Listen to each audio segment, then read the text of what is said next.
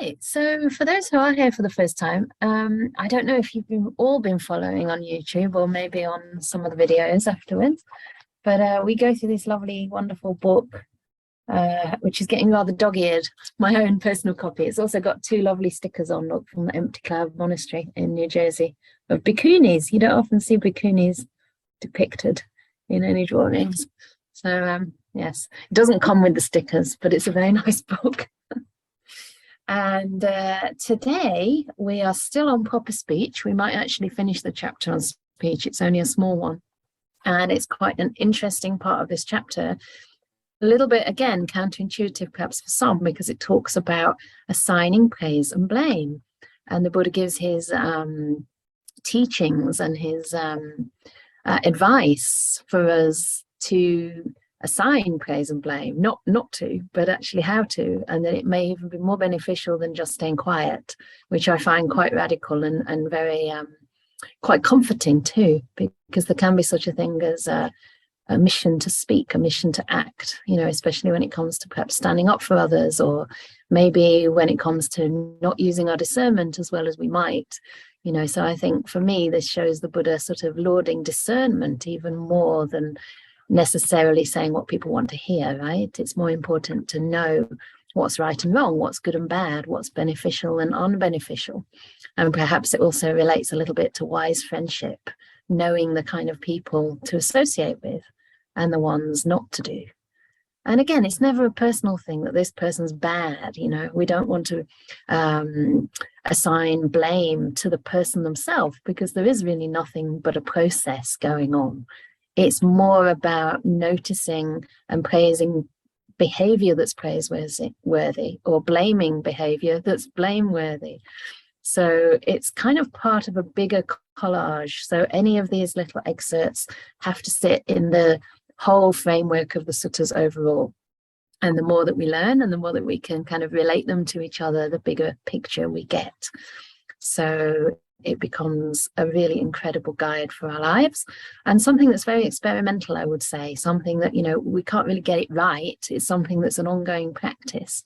And that's also why I like this advice of the Buddha to speak, right? Rather than just to stay quiet. There were times for staying quiet, of course, but there's this very rich practice of learning how to use speech as a tool for the path, and learning how to use speech to bring more harmony and happiness and benefit to others and to ourselves.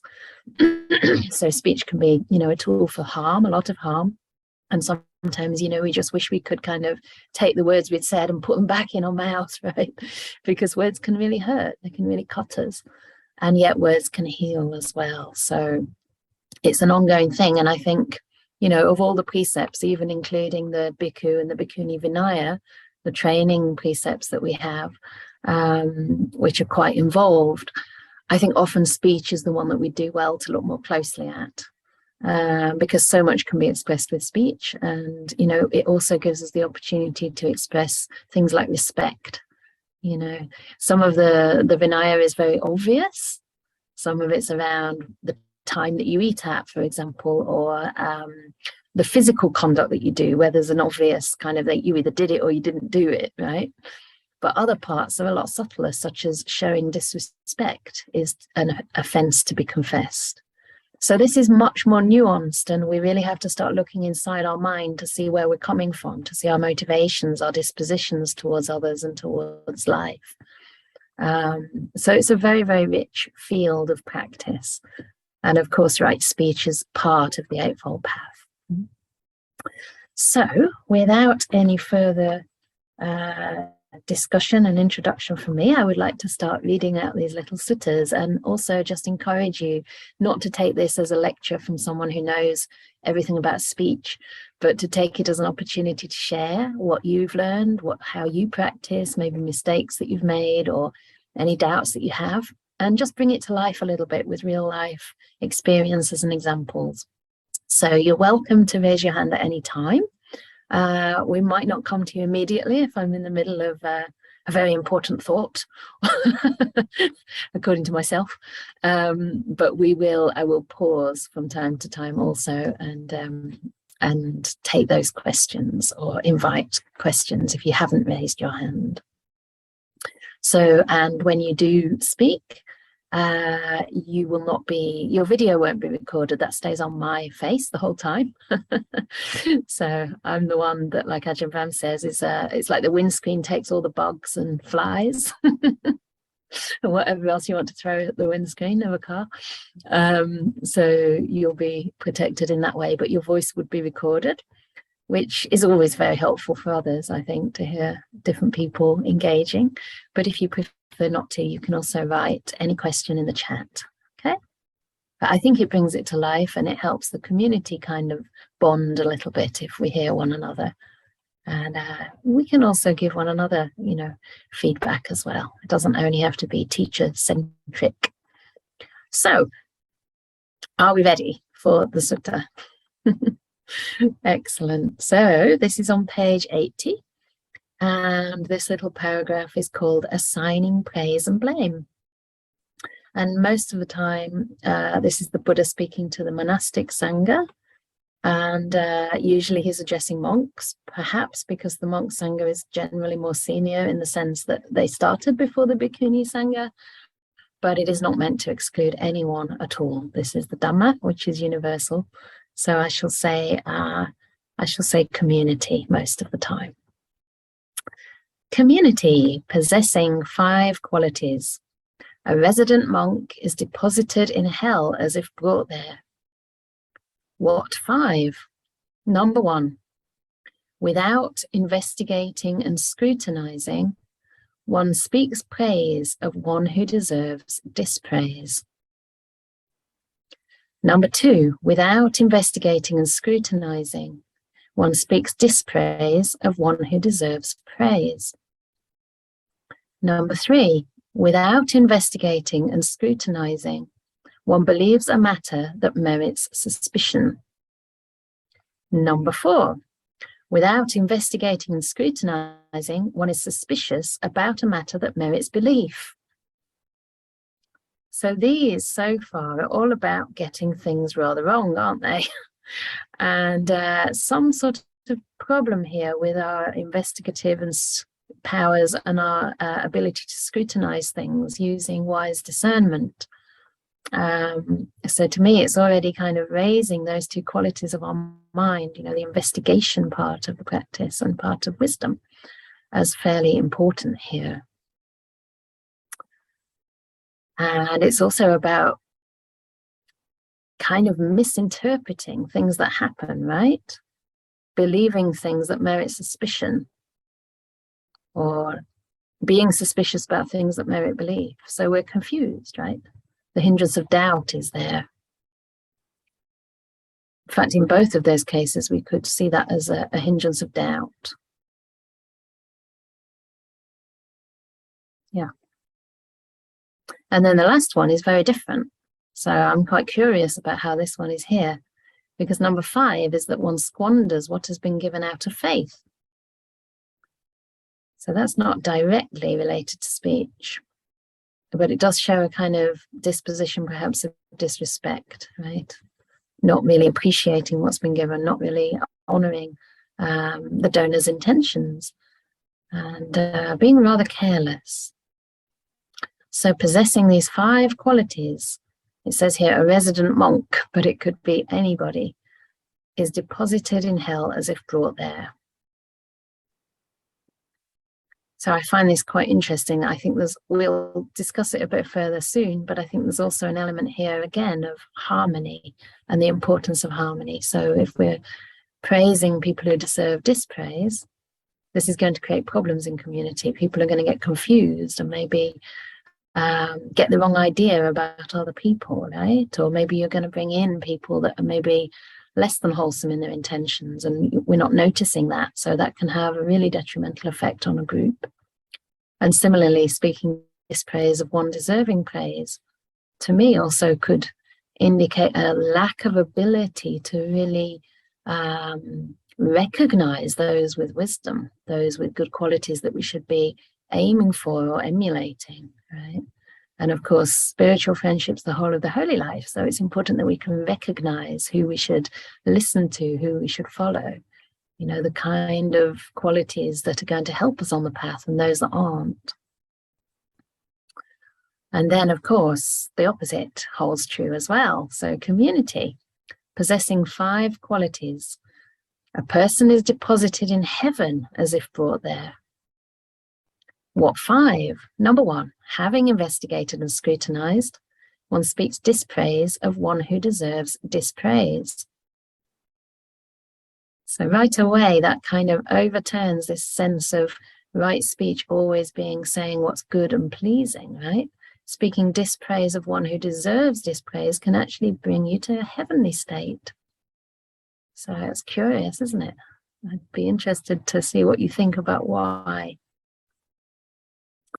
And then number 2, having investigated and scrutinized, one speaks praise of one who deserves praise. Number 3, having investigated and scrutinized, one is suspicious about a matter that merits a suspicion. Number 4, having investigated and scrutinized, one believes a matter that merits belief.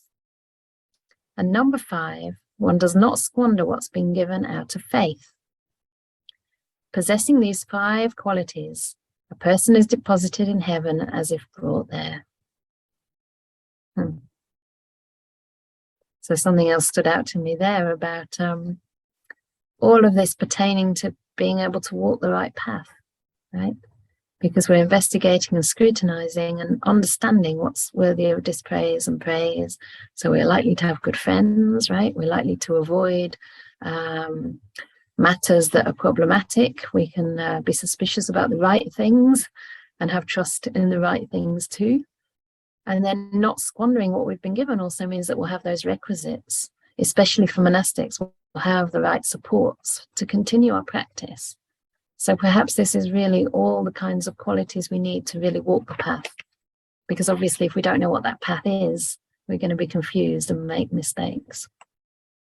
So I don't know what anybody thinks about this, especially about the dispraise. Like, it takes a bit of courage, doesn't it, sometimes to speak dispraise of something that deserves dispraise, and maybe there's right and wrong times to do that. It would be very interesting to hear what you think. If you have any comments or questions so far, please raise your hands.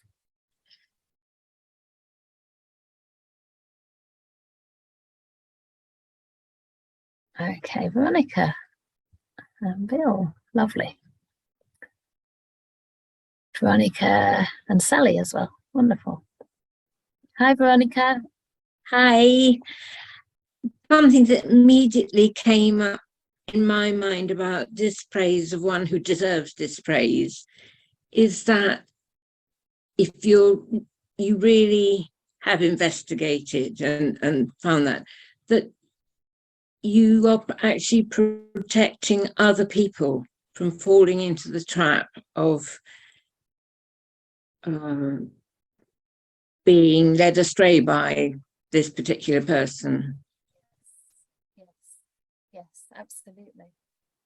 And as you say, that having investigated and scrutinized is so important, you know, because we discovered something that we feel might be worth sharing, right? To protect others, as you say. And maybe it even might help the person who deserves dispraise, depending on, you know, how it's done. But perhaps if everybody would approach that person, and this does happen in the suttas, to say, listen, you know, you're going the wrong way. We want to approach you out of compassion because your behavior is not in line with the path. Then perhaps that person might understand. Yeah. You're offering them the opportunity to change, develop, whatever. Yeah. Yeah, that's really true. Great, thank you. We come to you.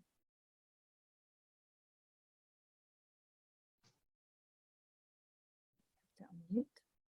Yeah, you should get a little. We can't hear you. Yeah, you should be able to speak now, Sally. Hello? Hi, we can hear you. Who, me? Sally? Yes, yes. Okay, right, fine. Sorry. I'll just introduce myself. My name's Sally. I'm in Eastbourne on the south coast, and I'm new to this, and I'm new to Zoom, so that's why we're having those problems. But anyway, my thought when you were talking about dispraise was that, yes, it does present the opportunity for the person you're dispraising to grow, to take on board the dispraise and perhaps change for the good. But my life experience so far has been that it often can have the reverse effect, that the person becomes very defensive, aggressive, and you're into this potential conflict situation, which I don't find heavenly, I find hellish. Yes. The more so as I get older, actually, my tolerance for conflict has reduced, so that I try and avoid it. And I think my way of avoiding it is trying not to engage with people like that at all, and trying to avoid them. So I'd be interested to know what you think about that. Yeah, I think that's absolutely important, and I'm learning that as well, little by little. It's important for me to have boundaries when I'm in this particular role, because people do come with all kinds of reasons, different reasons. And of course, there can be a lot of projections as well, especially on monastics who are supposed to be available and compassionate. And, you know, people will have expectations of someone in this role. So I found that that's actually really important. And I think later on, if we get to it today, there'll be another sutta that actually does give us a lot of advice for giving somebody feedback directly. And one of the advices is to only give feedback to those who will not display anger and will not be troublesome for us, will basically not cause us problems. So the Buddha actually doesn't advise us to give feedback to people who can't take it, because it's problematic for us and it doesn't really help them. So my understanding of this particular passage is that it's not necessarily speaking dispraise to the person we want to dispraise. It's more speaking, dispraising the behavior in general. So it could be even, you know, sometimes we think we shouldn't say things about others to our friends, but I understand this more as possibly saying that if we see something that's kind of, we feel that somebody else needs to be alerted to, we could maybe mention that to a trusted friend and say, well, this person has been known to, I don't know, maybe manipulate, and just be careful, you know, just have your boundaries and take care. But only to do that if you have really scrutinized and investigated, and that has been shown to be true. And I would say if you can really trust the other person to perhaps take that on board, because otherwise, of course, it can cause more division and everyone gets confused, and some people go onto the side of the perpetrator or the manipulative person, which can happen sometimes. So it's very delicate, but I would probably always suggest, as I said in the introduction, to more look at behaviors than people. So to more sort of praise or dispraise behaviors, you know. So there's another sutta by the Buddha, the Arana Vibhanga Sutta. And in there it says that we always talk in terms of Dhamma, not in terms of individuals. So for example, we would say acting with aggression is the wrong way and leads to harm, rather than people who are aggressive cause harm. So it's more about principles, like dispraising things that aren't leading to wholesomeness and goodness, which I think is much more important. And I think you're doing that in the sense that you've, for yourself, dispraised people who maybe attack back, and you've decided to that's worthy of dispraise, and so you've removed yourself from it. So I think that is actually probably the product of the investigation and scrutiny. Yeah. Does that make sense? Yes, it does. Thank you. Excellent. Can we come to Meg next? Hi, thank you. This is also my first time. I'm delighted to be here. I'm intrigued by the last line in the first two parts of wasting a gift that has been given in faith, because the first four exhortations in both parts require that we have a very substantial amount of wisdom. And then we come to the end And there's something about not wasting a gift given in faith. What might be this gift given in faith? Okay, yeah. Well, I think that in this context, because the Buddha is talking to the monastic Sangha, it's around developing feelings of gratitude and maybe understanding the purpose of why gifts are given as well. So, I mean, I also find it curious that it's in there, you know, because this is around speech. But to me, it seems to be related to, you know, first of all, developing wisdom and investigation and the powers of discernment. And then perhaps it's to do with being able to also discern gifts and their purpose, right? So in this case, for monastics, most of those gifts would revolve around shelter or food, medicines, and what's the other one? Shelter, food, medicines, and robes. So something to cover the body. So I would suggest that it still involves discernment about how to use them wisely and how to use them frugally, but also that sense of respect and gratitude, because without these requisites as a monastic, we can't practice the path. So as to why it's in the list, I really couldn't say. But to me, it's all about, you know, the Buddha's talking about how you might end up in hell, right? Or how you might go to heaven. And of course, the Buddha's path is nothing to do with believing in a higher power. It's more to do with the way we live our lives.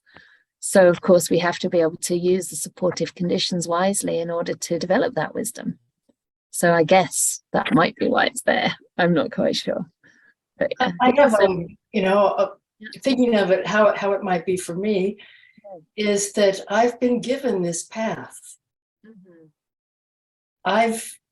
This is a great gift, and it's been given. The teacher who gave it to me in faith. They had faith in me that I was worthy of walking this beautiful path. Beautiful.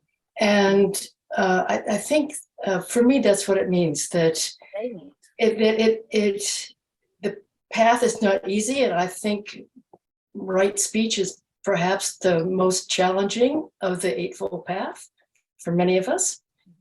And it requires an enormous amount of discernment and investigation, but really that's all based on wisdom. So we're talking about a very advanced practice here. And this is the reason that I love to hang out with monastics, is because you monastics take this to such an extent of putting it into practice that it's really an inspiration for the rest of us. So thank you very much. Oh, bless you. And thank you for your wonderful comments. I think you took that much deeper. And that is the most precious gift of all. I mean, when I think about the things that I'm most grateful for in my life, basically it's number one, finding the Dhamma, finding the path. And number two, it's my teachers. Yeah, absolutely. Those who really embody the path and give that encouragement to walk it. So yeah, without that, we can't make much progress at all, right? Thank you. It's wonderful. Can we come to Al now? Al, can you unmute, please? Hi. Hi. Hi. Yeah, I'm Alan from London. You wouldn't tell it from the accent, but I actually live in London. Okay. Yeah, the one thing that troubles me about the two outcomes between heaven and hell is that it seems to be based on judgment, you know, making a judgment and getting a judgment right. And I was quite troubled with that until you said something about the qualities, that it seems to me that you're judging not the person, but the qualities, wholesome and unwholesome qualities of the person. Right, that's it. I think that's the difference, isn't it? Because qualities, I think all of us can understand that qualities change, they shift, they can grow, they can, you know, diminish. They're not fixed things. And the trouble when we talk in terms of people is that we tend to have that self-view that sees people as fixed things, fixed entities.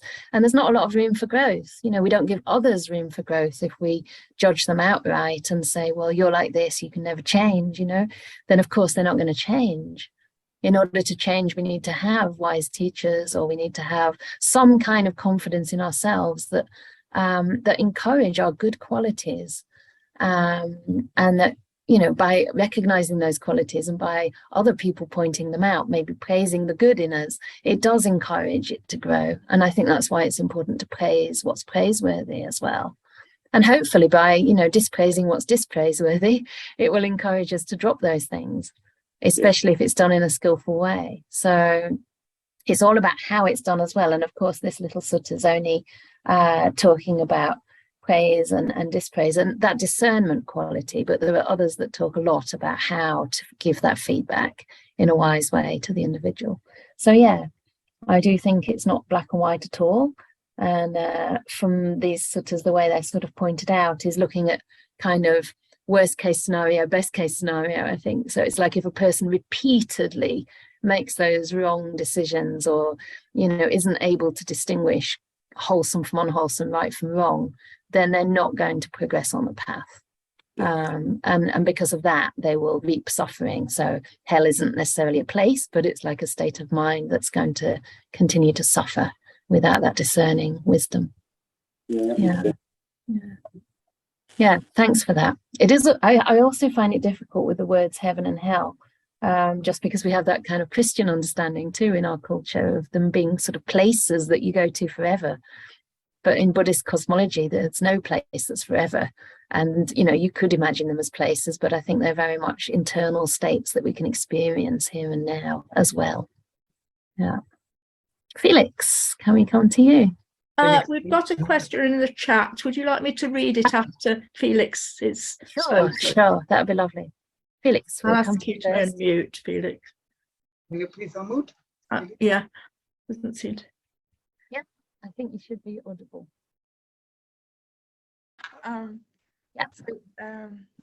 Yeah, it's my first Welcome. meeting, and yeah, I'm very honored to be here. Thank you. The question I would like to ask is, the sutta talks about investigating and scrutinizing. And I was wondering, what does it really mean? How does one do that? Because it seemed very important to do. Right. Good question. Really great question. Yeah.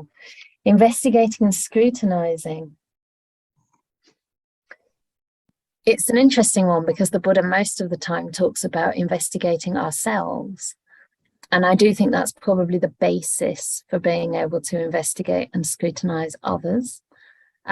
He definitely encourages to look far more of the time at ourselves, to understand our own mind and the way we cause suffering for ourselves and the way we can release some of that suffering and actually generate goodness and happiness for ourselves, than to look at others, because obviously we can't control others and we don't really know what's going on for others.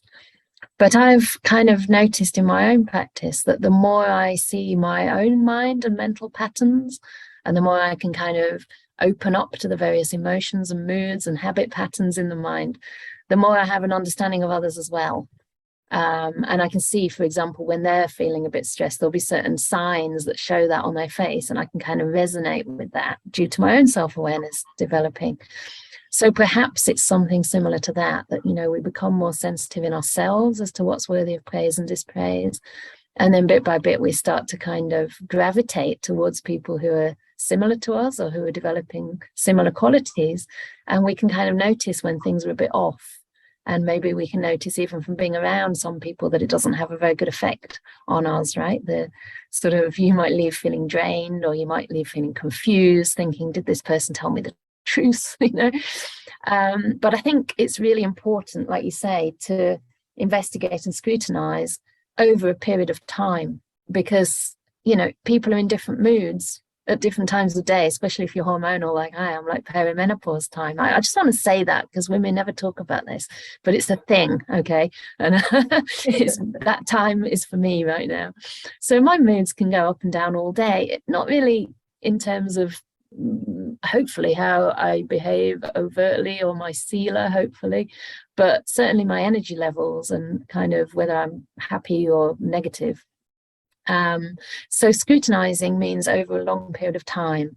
And the Buddha also tells us to investigate, for example, our teachers, you know, to really watch them and see if their behavior and their verbal conduct is in accord with their what they preach.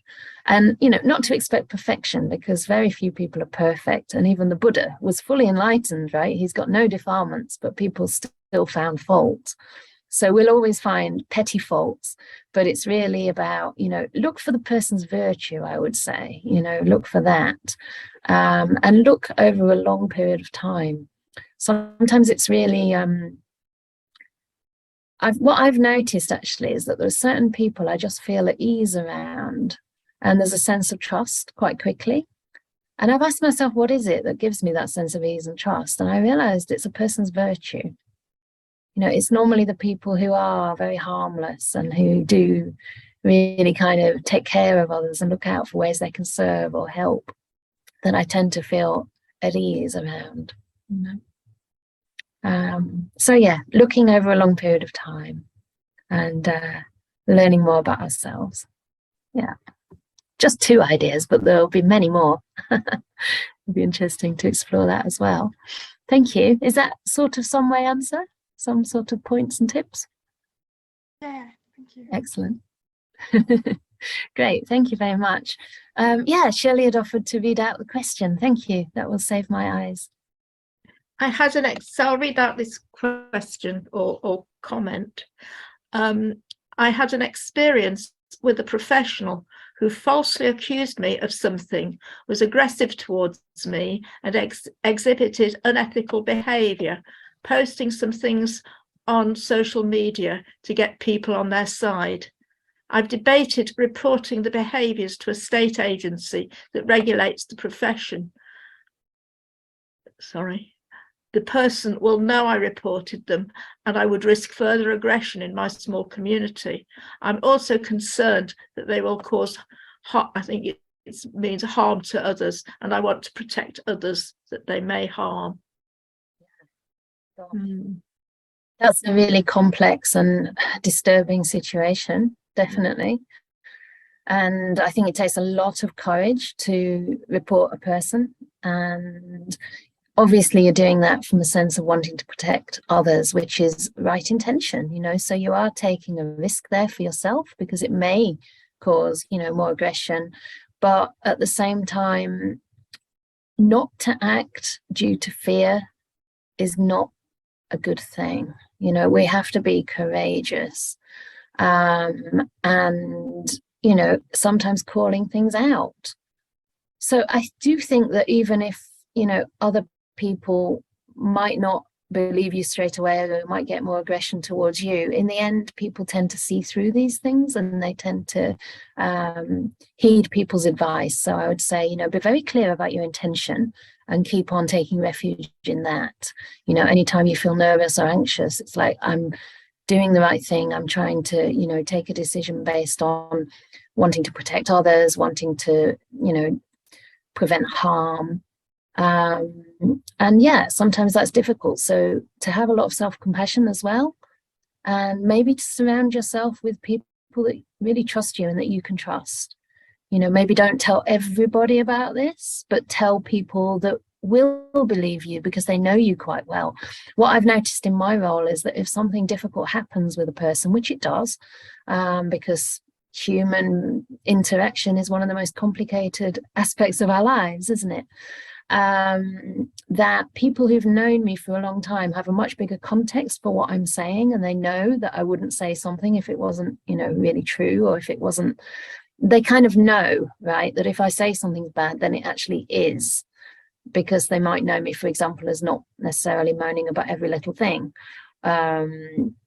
So they would know that I'm quite circumspect before I do say something. I do kind of check things out for a long period of time and give people quite a lot of chance.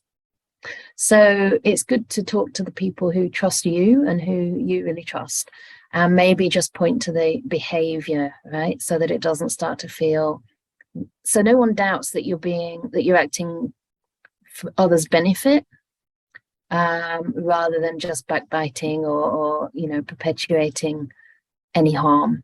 So I think it's very much about how you talk about it, and the way you've done that in the little comment here is very skillful. You know, you've been saying what the behavior was, and what they exhibited. So you're talking about actual facts, what they did rather than who they are or where they're coming from. And that's very skillful, I would say. So I just wish you the best. And yeah, I think you've taken an action through bravery and through good intention. So see if you can rest in that. Yeah, it's always tricky. Good. Okay. Wow. Lots of discussion so far. It's really wonderful. It just shows what a rich field this is, a rich learning field. So, shall we continue with another sutta on praise and blame? So this is from the Anguttara 4, number 100. So there'll be 4 points. Then the Wonder Potalia approached the Blessed One and exchanged greetings with him. The Blessed One said to him, Potalia, there are these 4 kinds of persons found existing in the world. What for?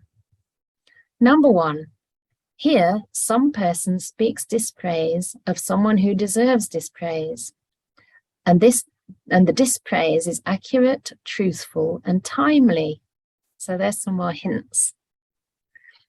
But he does not speak praise of someone who deserves praise, although the praise would be accurate, truthful, and timely. So if we're always speaking the dispraise but not the praise, not only is it a bit one-sided, but it might also cause others to wonder about us, right? And also the importance of speaking praise. Some other person speaks praise of someone who deserves praise, and the praise is accurate, truthful, and timely. But they do not speak dispraise of someone who deserves dispraise, though the dispraise would be accurate, truthful, and timely. So being accurate, truthful, and timely is super important, and having the discernment again, right? So I think this one's great because it sort of dispels any myth that Buddhists should only say positive things all the time, you know, that kind of toxic positivity that can happen, and this feeling like we always have to be like really Pollyanna-ish and, you know, the world's wonderful, because the world isn't, and people's behavior is complex, right? And our own behavior is very complex too. So, and then another person does not speak dispraise of someone who deserves dispraise, although the dispraise would be accurate, truthful, and timely. And they do not speak praise of someone who deserves praise, though the praise would be accurate, truthful, and timely. So they just sit there and say nothing. And I don't know about anyone here, but I've been in meetings like that, especially in monastic groups.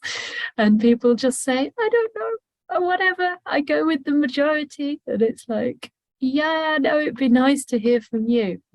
I think that's really nice, actually, that everybody should have a voice, right? And learn to sort of say what they see, say what they think, even if it might always not be, I don't know. I mean, here it does say accurate, truthful, and timely, but sometimes we can't get it completely right. But again, I think it's good to give it a try. And then another person speaks dispraise of someone who deserves dispraise, and the dispraise is accurate, truthful, and timely. And they also speak praise of someone who deserves praise, and the praise is accurate, truthful, and timely. There are these 4 kinds of persons found in the world. So I think that's quite clear, right? One speaks the dispraise correctly, but not the praise. One speaks the praise, but not the dispraise. The other doesn't say either, and the other does both. So then the Buddha poses the question, now, Potalia, among which of these 4 kinds of persons seems to you the most excellent and sublime? Of these 4 persons, Master Gautama, the one that seems to me the most excellent and sublime is the one who does not speak dispraise of someone who deserves dispraise, although the dispraise would be accurate, truthful, and timely, and who does not speak praise of someone who deserves praise, although the praise would be accurate, truthful, and timely. So that's that image, isn't it, of like just sitting there, being quiet, not sort of giving your opinion. And for what reason? Because what excels, Master Gautama, is equanimity. Yeah, maybe we can understand where he's coming from. I don't know. We've given the game away though already. So then the Buddha says, of these 4, Potalia, the one that I consider the most excellent and sublime, and this is the Buddha, is the one who speaks dispraise of someone who deserves dispraise, and the dispraise is accurate, truthful, and timely, and who also speaks praise of someone who deserves praise, and the praise is accurate, truthful, and timely. For what reason? Because what excels, Patalia, is knowledge of the proper time to speak in any particular case. So that's giving an even broader reason, isn't it? Even wider than the discernment in general and the wisdom in general, but actually skill in speech. Again, you know, pointing to that as a really vital part of the path that we can't just bypass and avoid. We've got to use speech, and sometimes what's not said is just as harmful as what's said. So we have to learn to use this tool that we've been given to bring harmony about in the world. Good. So I wonder if anybody else has any ideas on why that might be the case. I wrote a few little notes here, but I think we've discussed a lot of them, such as the courage it takes, the integrity, perhaps, that it takes, the wisdom and discernment. So for the person who put the comment in the chat, the Buddha's praising you here as well, saying that that's even surpassing saying nothing at all. Because I think that whole idea of that being equanimity is also rather misguided. That's not really what equanimity means, right? To me, that's more like passivity. And sometimes that is mistaken to be equanimity. Yeah. Can we come to Bill? He's got some comments to make. Thank you. Hi. And how are you? I'm good, Good to thank see you you. all. So, and if a customer comes in, I'm going to have to Oh, you're in a shop? off. I'm working. Yeah, I smoke cigars and I work in the shop. So That's cool. thank you. So I have a relative who's possibly going to die in the next couple of days. And there's a lot of tension within my side of the family. Doesn't like that aunt and cousin, which is in-laws to my mother, my brothers. And I have tons of information because I like that side of the family. For me to disclose details about what is going on with my aunt will fuel the gossip. And I can hear it now. I told you she never took care of herself. Da, da, da, da, da. And so by withholding that information, it will come out. And then I'm going to get pushback. Why didn't you tell me? Then I'm going to actually have to have, I don't have to, but have to kind of tell my mom, like, you hate this. You hate your sister-in-law. Why do you care? And by giving her that information will just fuel her presumptions and it just causes. So I have to stay silent. I think I'm way, because I know she wants to know, but her motivation to know is not in the best interest. Yeah, I'm exactly. sure nobody in this panel can relate with it. You know, I mean, it's the human condition. You know, they don't like each other. Right. I think that's a brilliant point, actually, which is what I meant slightly when I said that, you know, be careful who you tell, like make sure you trust them and they trust you, because what I meant by trusting them is that they're not going to take it the wrong way and develop negativity towards that person. They're hopefully, by talking about something difficult, sometimes if your motivation is to establish more harmony and to find ways to address the person skillfully, or ways not to address the person at all, you know, and to have a boundary, then it is actually for the greater good, isn't it? But if you tell the wrong person and then they sort of start spinning out and developing more negativity towards another person, that it doesn't help at all. So I think it's, you know, this is all maybe part of what the Buddha means by timely and accurate, truthful, and timely. But always in our mind, we should keep the idea of benefit, right? Is it really going to be beneficial? And yeah, in some cases, it might be better to avoid it for a long time. Yeah, that is exactly my question. You know, I know my mother and brothers will want this information, but I don't know how beneficial it really will be to give it to them. Right, right. And as a And practitioner, I'm I kind mean, you have to think about maybe what is good for you, right? Okay, they want it, but is that going to cause you, yeah, dis-ease? I mean, do you have to be the person to give it? You know, and that is a question, I guess, for you, well, because because it's you who's going to take the comer of that in a sense. So, you know, this is where you use your own discernment about what's good for you on the path. Sometimes we can be a bit selfish. I mean, it's okay to be so-called selfish and not give that yeah, information, because it causes us, we're just not sure. I often think, you know, when in doubt, wait. It's better not to do something if you're in doubt sometimes. Just wait, and maybe there will be a time that it feels okay to share a little bit. yeah, that's yeah. I think that might be the best choice, because if she does pass away, it will all come out at the funeral, and then I can be absolved. Good luck with that. Thank you. Thank you for sharing. Can we come to Casey now?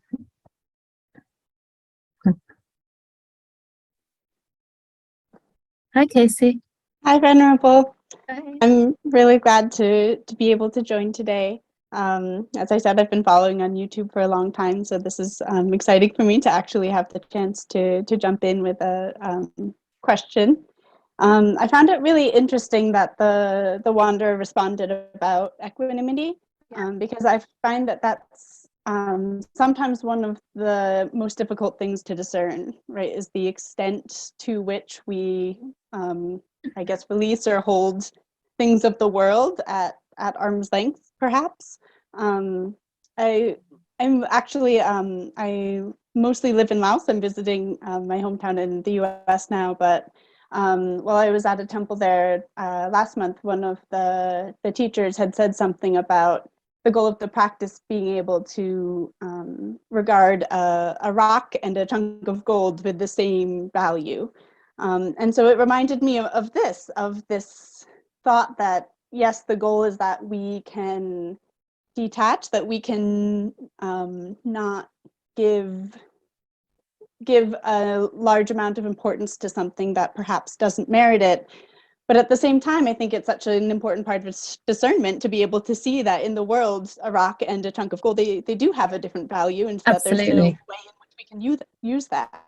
I think speech is very much the same way, that if we don't have any equanimity towards speech that is good or speech that is bad, then of course we get caught up in how that speech makes us feel, or this or that. But I think that this is a really big challenge, is to know to what extent then do we let it go. Or I remember a talk from Luang Por Cha, from Ajahn Chah, that talks about a monk that just stays in his kuti, even though the roof is falling in, he doesn't fix it, because he's just meditating, he's just doing his practice. And so I think again and again, I see this being one of the key challenges for discernment, is actually discerning what is the right level of equanimity. So I wondered if you would be able to talk a little bit on that aspect of discernment, because clearly, even for a wanderer, even for an ascetic, it's not an easy distinction to make. No, it's not. And I think it's partly to do with integrating practice into the world, because it's almost as though there's a relative and a sort of, is it the relative and the absolute, or you could say the mundane and the kind of, there's the kind of reality that we have to deal with, right? Like a rock and a piece of gold are two different things with two different purposes. You don't want to use like a piece of gold for like I don't know, for kind of trying to break something or whatever you might use a rock for. And you don't want to use a rock to make jewelry with, for example. So, obviously they have different values, but I think the point of being able to remain equanimous of things is firstly when there isn't much of a choice. So, for example, things come to us in life like, pleasure and pain, say sickness and health. I mean, nobody in their right mind would choose the sickness, but we do have to sometimes learn to develop equanimity when there's nothing more we can do. But I think often people jump to the equanimity before they've really gone through the other Brahma Viharas. And in my understanding of the practice of the Brahma Viharas, they start sequentially. They start with metta, which is a kind of universal benevolence, like a friendliness, a disposition of goodwill. And that's quite general, and then when we have that fairly strong, like it's quite a balanced approach. It doesn't sort of choose a particular portion of the population. It's very universal. Then we can go on to the karuna, which has more of the suffering element involved, so that we're more connected with people's suffering and that wish to that beings be released from their suffering. So it's a little bit more nuanced and more directed to a certain group. So the heart is like getting more in contact now with like the second noble, the noble truth of suffering, the first noble truth and the cause. And then we can go on to the mudita to balance the compassion. So again, it's kind of a specific way of using love to rejoice in other people's success. And it's as a result of all of this, in a sense, that we get a sense of equanimity too. It's not a kind of aloof detachment. It's more of an understanding that there are beings in the world who, we wish well. There are beings in the world who suffer. There are beings in the world who, are doing well. We can rejoice with their success. And all of this exists and coexists. But at the same time, there's only so much we can do to help. We care and we try and, have appropriate response to each category of beings, to each person we meet. Our response should be appropriate to their condition. But at the same time, there's only so much we can do. And that's where the equanimity comes in. Like each person, has to fare according to their karma, right? Each person will make the choices they make based on their conditioning, based on their background, etc. So at some point, we have to acknowledge the limitation of how much we can help, how much we can intervene. But I would say that it's really important to practice action, wholesome action first. Even in that example you gave of the monkey and the kuti, I think Ajahn Chah reprimanded them because he said, you don't just sit in your kuti with half a roof, you repair the roof, and that's also something offered with faith, isn't it? It's something given with faith, for the monk to actually practice and stay healthy. So we can't bypass our physical reality and the kind of day-to-day decisions we have to make. But ultimately, of course, the practice is to be able to maintain an evenness of mind, a balance of mind with wisdom to whatever comes and goes, understanding these are conditions, they rise and pass. So I don't know if that is directly related to what you asked, but I guess I'm giving more of a sort of caution against going straight to the equanimity, because I think for many practitioners that's a temptation, and that's often the advice we hear in meditation retreats. But it's so important to be able to bring our the results of our meditation and the actual practice of meditation to day-to-day life, and be able to integrate that. So I think it's a great question and a long, lifelong exploration, really. Yeah.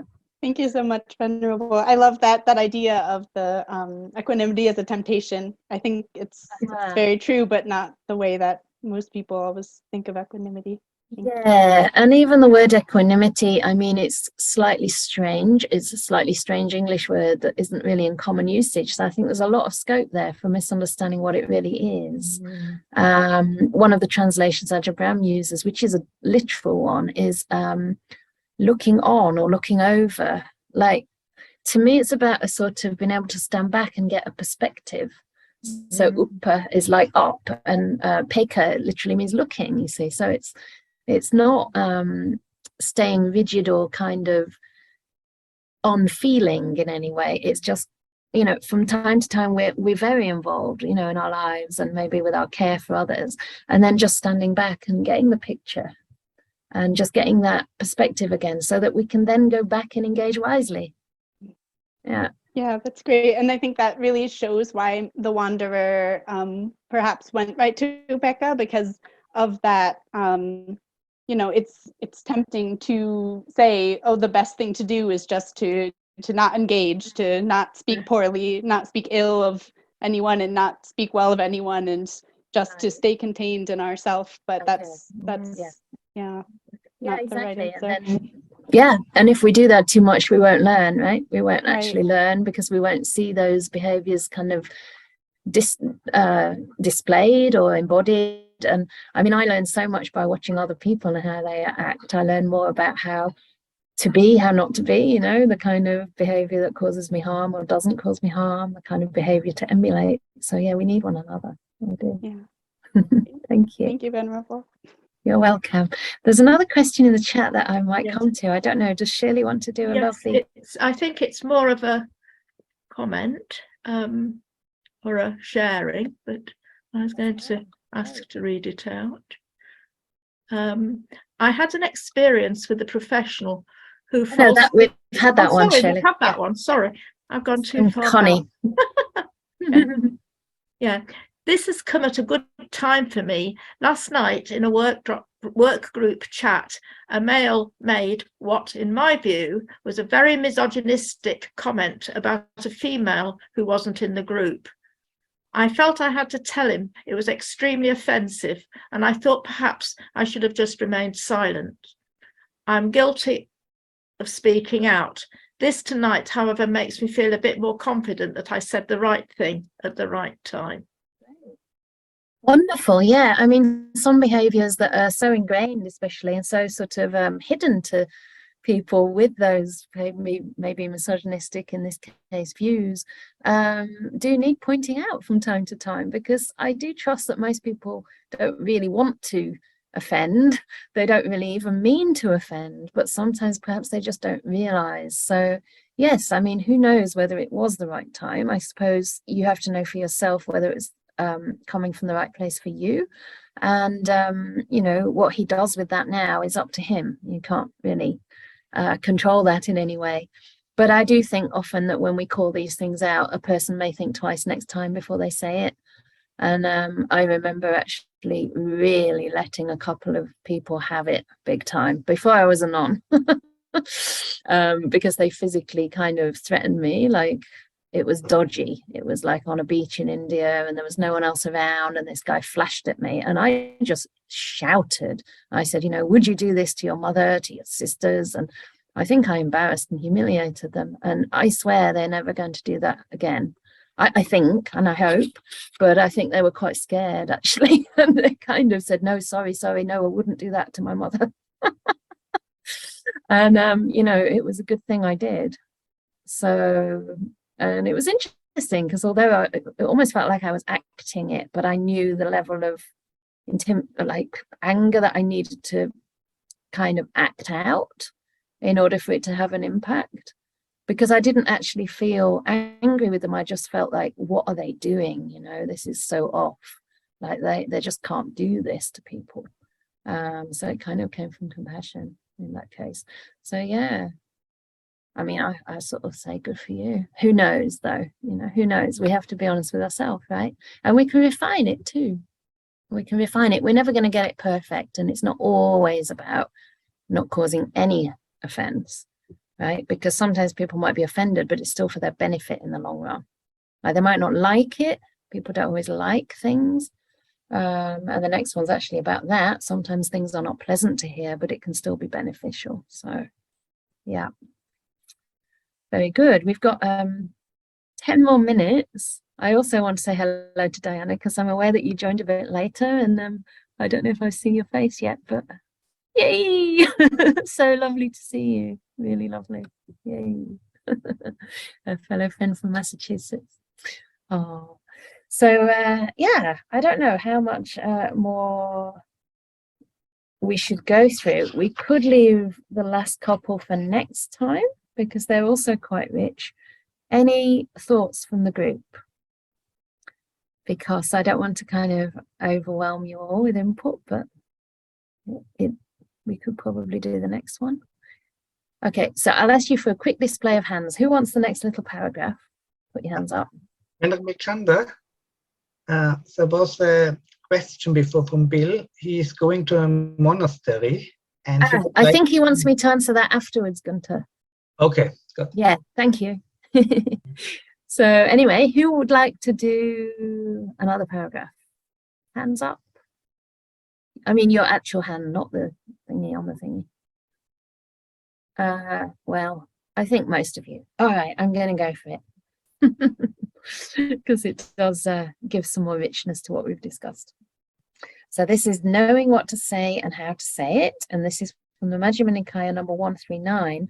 I think, yeah, this is from the Venerable Sutta that I spoke of earlier, the one that talks about always talking about behaviors rather than people, talking about principles of Dhamma rather than people being good or bad, right or wrong. So I would really recommend, as a little bit of homework after this ends this week, if you can get hold of that sutta and read the whole sutta. It's fantastic, one of my very favorites in the Pali Canon. Yeah. So this is a little excerpt from that. So here it says, the Buddha is speaking to the monastics. It was said, one should not utter covert speech, and one should not utter overt, sharp speech. And with reference to what was this said? Here, monastics, one knows covert speech to be untrue, incorrect, and unbeneficial.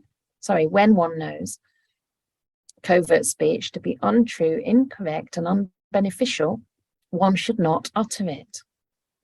When one knows covert speech to be true, correct, and unbeneficial, one should try not to utter it. But when one knows covert speech to be true, correct, and beneficial, one may utter it, knowing the time to do so.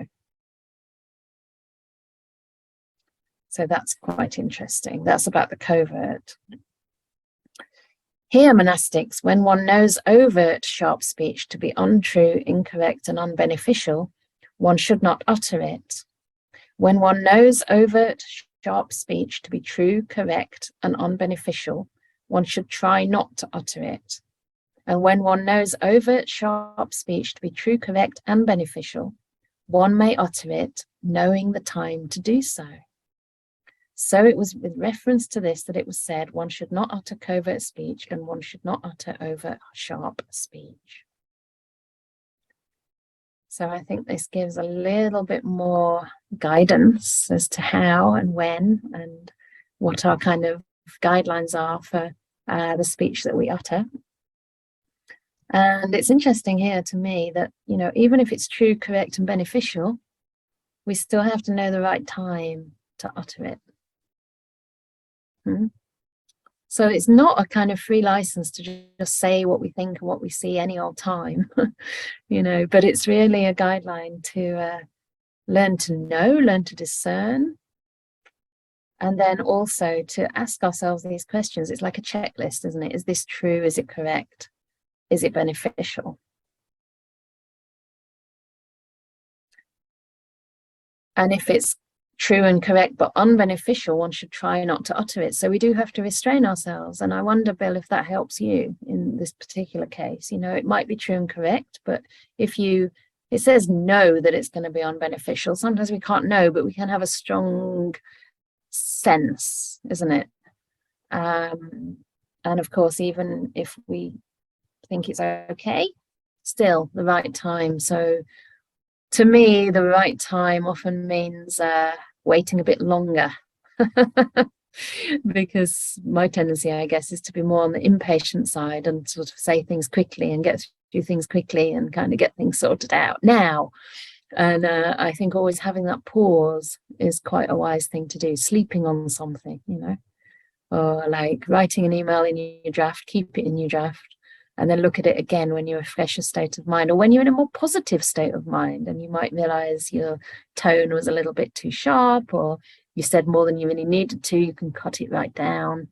I wrote a little email to somebody the other day, and at first it felt as though I might kind of give more possibility to this person to do harm by and then when I came back to it with a clearer mind, I realized it could be just very, very brief. I didn't have to give sort of too much away, and I could make it very clear, very brief, and just to the point, you know.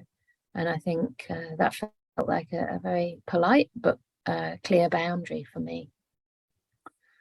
So yeah, Diana's asking, covert meaning behind another person's back. I think so.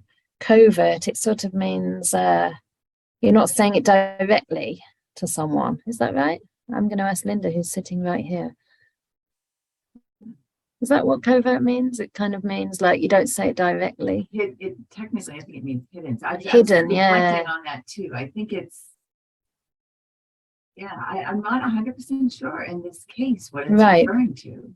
It could be hidden because obviously we want to try not to utter things to others about others, but address it directly with the person concerned. But I wonder if covert speech might also mean hidden meaning.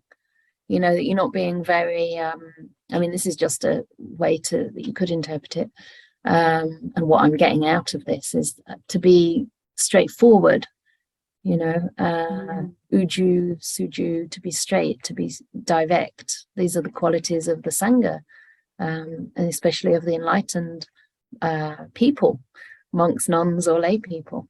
To be straight, to be very straight, to be upright, to be direct is an important quality. So you don't kind of beat around the bush and, well, I'm sorry, but, you know, I think it might be better if, and this is quite challenging for British people, I must say, because we're kind of taught to beat around the bush, like to kind of hint and not to say it directly. So I don't know if that really constitutes covert, but for me, it's kind of, yeah, about being direct, being clear, addressing it with the correct people at the right time, you know, yeah, being truthful and correct, of course. So correct is interesting because we might think it's the same as truthful, but I think correct means get your facts right first before you do approach someone, you know. Again, be direct. I mean, if possible, you can actually call something out as it happens, which someone here has done, so that you are correct about it. You know, it's not something you've created in your mind later, or you've sort of heard on the grapevine, but you actually do inquire first of all. And that was a skillful means taught to me by one of my first teachers, to never make assumptions, but to always ask, especially around others' intentions, because we cannot see inside another person's mind. You know, we might think they were being so mean, or they had it in for me. I mean, that part is what we add. What did they actually do that was the problematic behavior? You know, and can we take responsibility for our feelings and talk from the place of how we feel rather than what they did? So on that note, I would just like to mention this method of nonviolent communication, which people might want to look into if they really want to take this right speech practice into their lives with some useful, skillful means. It's very interesting because it teaches us to frame our experience more in terms of our experience, actually, rather than what we're assuming someone's doing to us. And that causes a lot less defensiveness in the person listening and a lot more empathy as well. So I'm just going to go through the last couple of comments because we don't have time to finish the chapter, but I think next week we might actually finish the part on proper speech and possibly start the part on good friendship, which I'm quite excited about because that's a really uplifting chapter and we can rejoice in our friendships as well. So here in the comments it says, knowing the proper time was the punchline in the previous sutta that we looked at. Yeah, exactly. Knowing the proper time. Really important. And no one's going to tell you what it is. So we have to learn for ourselves. Yeah. And remember, you'll make mistakes and it's impossible not to. And even the Buddha upset people, right? So sometimes we can be a bit too hesitant to say things. And for me, that's impossible because I actually express myself, I think, out loud sometimes. So I get clearer on kind of my meaning through communication.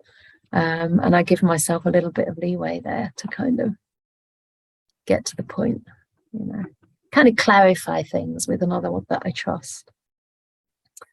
Yeah, and Manori says covert could be secret, hidden, clandestine, etc. Yeah, absolutely.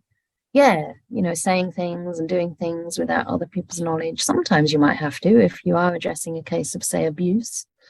You know, you might not want to tell that person that you're about to kind of, you know, collect evidence or whatever it might be. But obviously you want to be very honest with yourself about your motivations and, you know, certainly not do this to kind of bond with others, you know, or to kind of take sides against another and form little cliques. That's not very nice. So, yeah.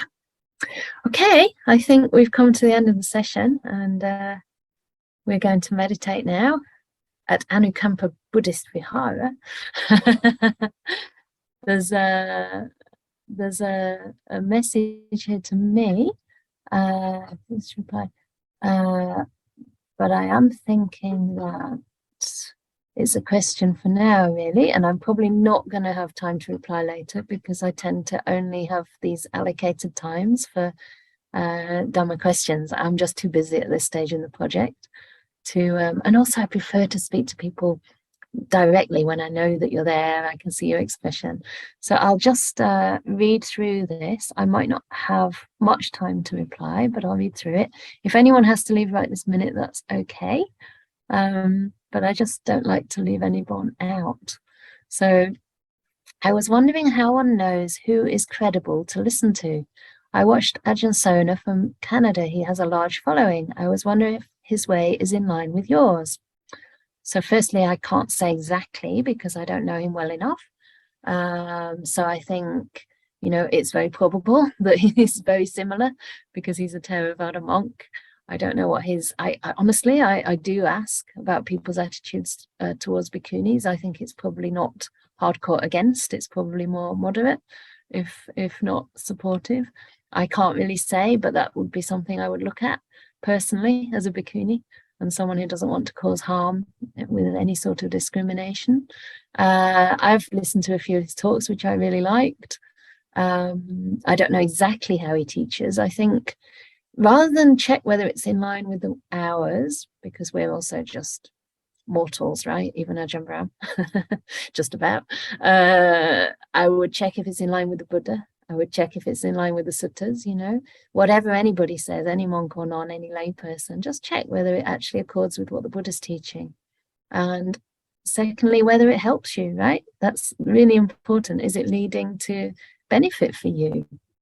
And if you do find anything that's confusing or seems conflicting, talk about it with Ajahn Sona. Ask him, you know, what did you mean by this? This sutta says this, and you said that. Is there a difference here? So yeah, I asked if it were possible for lay people to have a Dharma name, as it would be something to aspire towards. Instead of saying yes or no, he gave me one then and then. I looked up the name, and the only other is one from the Buddha's time, who in her older age and sickness used her walking stick to climb a mountain and find enlightenment at the top. How wonderful. That resounded with me because I'm disabled and I feel like I'm climbing a metaphorical mountain and I'm on my journey up. Oh, that's really beautiful. What are your thoughts on being given a name as a layperson? I wouldn't want to use it if it's not right in your opinion. What are your thoughts? Your name has been given in faith. So please use your name to inspire you. If it brings you happiness, if it brings you inspiration, then that's really wonderful. You know, I think it's perfectly fine, and it will remind you of your Buddhist aspiration. It will remind you that you're on this metaphorical journey up the mountain, and you know, all of us are on that journey with you. We all have our disabilities in one way or another, whether they're physical or, you know, emotional. And let's not think of them as disabilities, but just different abilities, you know, and different strengths and weaknesses. And it's a hard climb, you know, so if it gives you inspiration, I'm presuming it's one of the enlightened bhikkhunis, and I forget exactly which one, but please do use it. Next time you can tell us your name, your Pali name, or this time if you have time. Yeah, Bill's asking, what is it? If you wish to share. So please, if you wish, you may. And in the meantime, I will ask who is giving the Dana talk to give the Dana talk. Thank you. I hope the talk is not covered at the correct time and beneficial. Today's session is offered on a donation basis in the spirit of generosity. Any contribution you're able to make is very gratefully received and will help to support Venerable Canda's physical needs and the development of England's first Theravada monastery where women can train towards full bhikkhuni ordination. Thank you for your ongoing support, and best wishes to Oxford, to our Vihara we have now. Thank you to everyone for being in the Vihara with me right now, because we've done a lot of teaching from here, especially with Ajahn Brahm, and every time we do teach the Dhamma or listen to the Dhamma or meditate, it just boosts up the vibe, you know. Sounds a bit trendy, doesn't it? Boost the vibe. But there is such a thing as a good meditation atmosphere and a peaceful kind of energy in a place that starts to grow. And I think some of my guests are already experiencing that when they come here, and I hope that you'll all be able to experience it too, and share and help and contribute to make it strong. And also by supporting myself, if you like, and by supporting the project, you're supporting other bhikkhunis too. I actually do have a bhikkhuni sister who's coming to visit me, and she is like a sister actually. Not just in ordination, but we're quite close, and so she's coming to stay with me as well. So you'll be supporting the growth of a Bhikkhuni Sangha, and of course a community hub for all of us. So even though most of you are on the other side of the world, I do hope that you'll get here sometime. And if you all get here, then we'll have to get a bigger place. So you'll have to come, and then we can get a real forest monastery. So wonderful. Okay. So let's end this session, and we can wave goodbye. If you want to unmute yourselves, I think you should be given the permission around now, and we will stop the recording and say goodbye.